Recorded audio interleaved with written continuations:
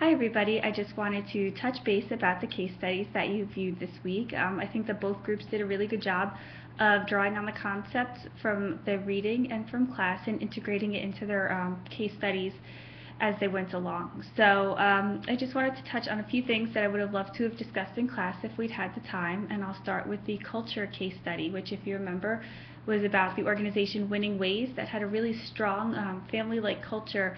And then really as the organization grew, they were not able to maintain that culture. So you could say that the growth of the company outpaced the culture. And so when there was this lag between what employees were feeling and what the culture used to be, they started to get somewhat resentful and dissatisfied, especially because they could remember how tight and strong the culture had been previously. So as the group rightly pointed out, there was a lot of symbolic behavior that went into creating this culture in the first place. So some of the symbols were, in fact, the lobby itself. The lobby was that of the organization was this like big grand lobby where they displayed a lot of their merchandise, and it was something that the organization was obviously very proud of. And so having these accomplishments for employees as soon as they walked in the door, or for visitors and guests as soon as they walked in the door as well, and putting them on display. So remember, we talked a lot about how culture is shown in what we prioritize or what we don't, what we punish or what we reward. So what they prioritized was kind of like their merchandise and their pride in their accomplishments and their pride in what they did. And that helped to put all employees on the same page in terms of having pride with what they were creating, especially because this was a manufacturing plant as well.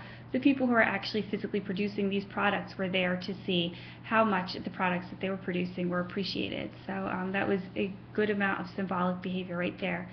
They also the wall, as the organization started to grow, there actually kind of grew to be a wall between the manufacturing side and the other side. It was an issue of physical, like, not proximity, but if you remember when we looked at the two organizations on the slides in the beginning, sometimes the way that you arrange your offices spatially could have a lot of impact on how employees perceive the organization's culture and what the organization values. So when they started to separate manufacturing and other offices, there was this perception that, somehow manufacturing became less than, even though it's doubtful that that was the intention of the organization.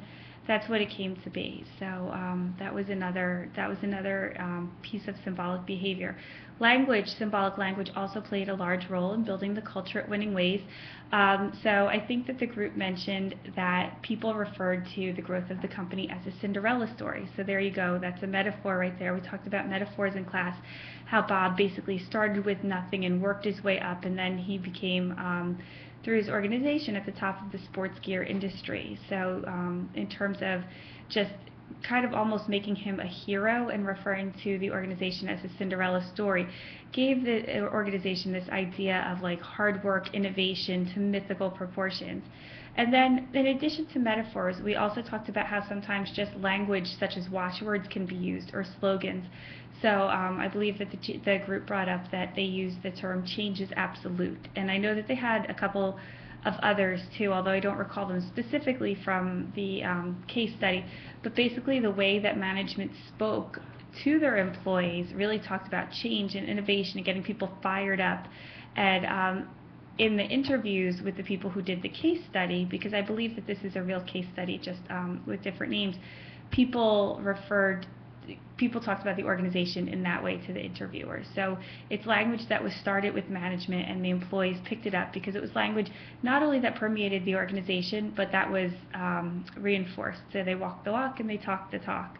And then also in terms of rituals, the group, I don't think, touched too much on this, but there was Halloween candy at Halloween, I think roses on Valentine's Day, company picnics. They had a lot of opportunities for just that showed employees that they were appreciated, as well as time for employees to kind of interact socially together. So again, creating that informal communication and creating those informal bonds that can in turn reinforce a culture when done properly.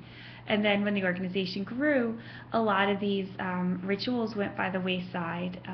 So in the case study, they talk about somebody just forgot. It wasn't a formal decision, but everybody got so big and the company got so big and everybody got so busy that people just forgot. So it's not for any tangible reason that these things couldn't be done. It's just that it was nobody's real job to do them, and with the growth, nobody kept up with it. So I think that the group was right to say that really Winning Ways had to focus on going back closer to the way that they used to manage. Somebody had to be perhaps either hired or put in charge of simply kind of maintaining the culture and doing the small things that had helped build the culture up to what it was. And so I think that's really it. It's a great case study if you find yourself with extra time and you wanted to read it. It's a really good example of how culture can really reinforce the values of an organization and get everybody on the same page, but also the dangers of not kind of perpetuating that culture and maintaining that culture, and then what happens after that. The second case study that we heard on Tuesday was about diversity, and that was the Coca-Cola diversity case study where Coca-Cola, and this was one that is not using any, I guess, like pseudonyms. This really did happen, and you can look it up and find out more details about it. But basically, one of the employees, Linda Ingram, was insulted in a racial way by her manager. So Linda followed the directions given by Coca-Cola, which was to report this manager to Human Resources. Human Resources took the appropriate action of firing the manager, but then what happened, ironically, was that Linda was kind of shunned by her coworkers who happened to like this manager, and basically she was driven out because people were so hostile towards her for doing what was the right thing. So one of the things that I really wanted to touch on in this case study is that, and again, it has to do with culture. I think that culture is really directly tied here, because we talked in class about one of the solutions to denying others as a barrier was a zero tolerance policy, or to creating a more diverse environment was a zero tolerance policy. So if somebody engages in intolerant behavior, they need to be removed from their position. They need to be removed from their job once it's been proven that it really happened. So zero tolerance on the part of the organization. And again,